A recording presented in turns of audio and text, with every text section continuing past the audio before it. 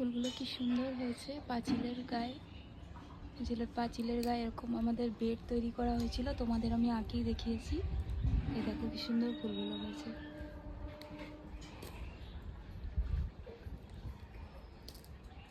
সব রং মিলিয়ে মিলিয়ে এরকম করে লাগানো হয়েছিল, দেখো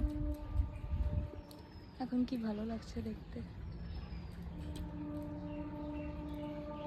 এগুলো তো সিঙ্গেল, আর উপরে দেখো এই যে লাইট লাগানোর জায়গায় এই খাম্বার ওপরে এই যে থোকা পিটুনিয়া লাগানো হয়েছে।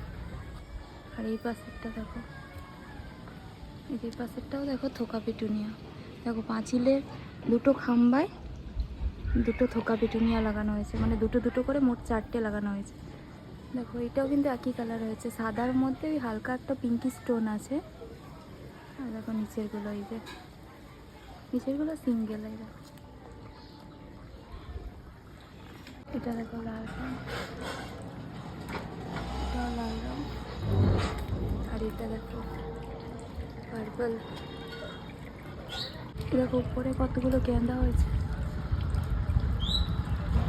পরপর লাগানো হয়েছে এরকম। উপরে গেঁদাগুলো কিন্তু বেডে লাগানো নেই, ওগুলো টবে লাগানো আছে। গেঁদাগুলো কিন্তু অনেক বড় বড় সাইজের হয়েছে। দেখো এই প্রান্ত থেকে ওই প্রান্ত, দেখো বাড়িটা কি সুন্দর লাগছে। দেখো এই গাছগুলো আরও মানে ভর্তি হয়ে যাবে, তখন আরও ভালো লাগবে। পুরো যখন পুরো ছড়িয়ে পুরো একদম ফুল হবে তখন আরও ভালো লাগবে। দেখো কি সুন্দর লাগছে। পরে আবার আপডেট দেবো, পুরো যখন ভর্তি হয়ে ফুল হবে তখন আবার আপডেট দেবো।